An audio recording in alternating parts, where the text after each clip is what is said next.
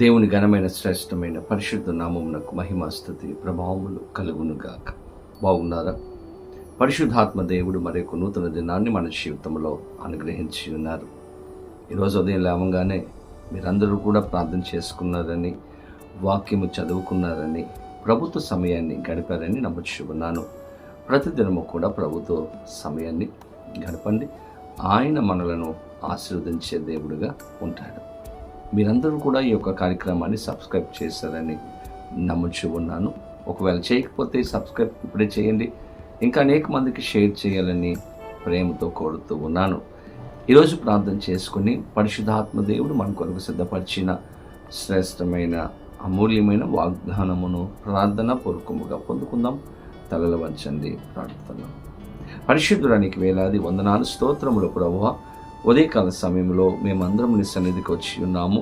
ఈరోజు మాతో మీరు మాట్లాడి బలపరిచి ధైర్యపరిచి నీ కృపను మాకు అనుగ్రహించమని, సహాయం చేయమని యేసు నామమున అడిగి వేడుకొనుచు ఉన్నాము మా పరమ తండ్రి, ఆమేన్. ఈ దినం దేవుని వాగ్దానమును చదువుకుందాం. దినవృత్తాంతములు 2వ గ్రంథము 16వ అధ్యాయము 9వ వచనమును చదువుకుందాం.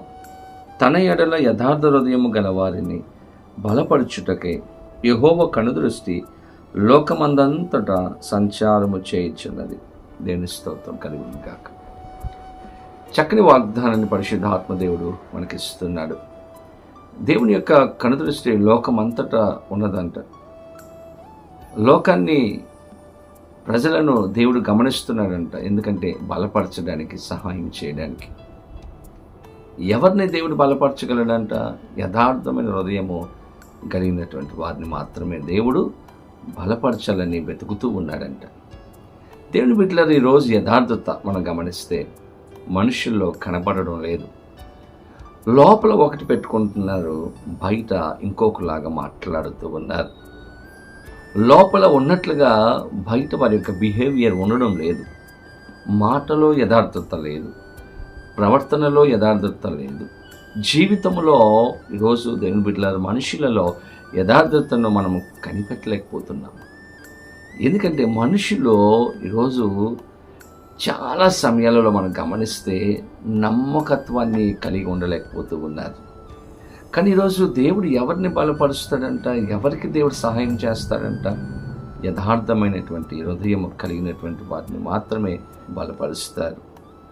హృదయంలో ఏదుందో అదే మాట్లాడేవారిని, మనసులో ఏదైతే ఉందో ఆ విధంగా జీవించే వారిని మాత్రమే దేవుడు దీవిస్తాడు, బలపరుస్తాడు, సహాయము చేస్తాడు అన్నటువంటి విషయాన్ని మనం జ్ఞాపకం చేసుకోవాలి.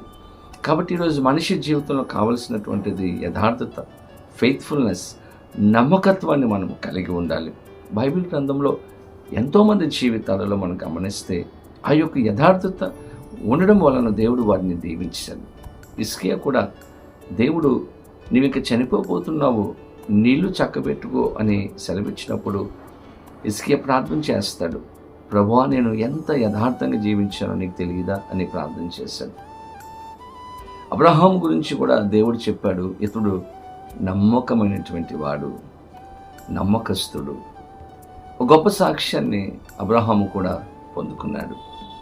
అనేక మంది బైబిల్ గ్రంథంలో మనం చూస్తాం. యోసేపు యథార్థంగా జీవించాడు, నమ్మకంగా జీవించాడు. దేవుని బిడ్డలారా, వాళ్ళందరినీ కూడా దేవుడు ఆశీర్వదించాడు. వారి కష్టకాలంలో దేవుడు వారిని బలపరిచాడు. వారు అడగకుండానే వారి అక్కర్లు తీర్చాడు, వారికి సహాయం చేసినట్లుగా బైబిల్ గ్రంథంలో మనం చూస్తాం. ఈరోజు దేవుడు మనలను బలపరచాలంటే, మనకు సహాయం చేయాలంటే, ఆయన కనుదృష్టి మన మీద పడాలంటే యథార్థంగా జీవించాలి. మన ఉద్యోగంలో యథార్థత, మన వ్యాపారంలో యథార్థత, మన కుటుంబ జీవితంలో యథార్థత మనం కలిగి ఉన్నప్పుడు ఖచ్చితంగా దేవుడు మనలను దీవిస్తాడు. లోకంలో యథార్థంగా జీవించాలి, నమ్మకంగా జీవించాలంటే చాలా కష్టం. కానీ దేవుని కోసం మనం జీవించినప్పుడు ఆయన యొక్క ఆశీర్వాదాన్ని మనం పొందుకుంటాం. ఈ వాగ్దానం మన జీవితంలో నెరవేర్చబడాలంటే యథార్థమైనటువంటి హృదయం మనం కలిగి ఉండాలి. ఉన్నది ఉన్నట్లుగా మాట్లాడాలి. లేనిపోనివి కల్పించకూడదు, లేనిపోనివి మాట్లాడకూడదు. ఆ విధంగా జీవిస్తే దేవుని ఆశీర్వాదాన్ని మనము పొందుకోలేము. కాబట్టి యథార్థంగా జీవించడానికి ప్రయత్నం చేద్దాం.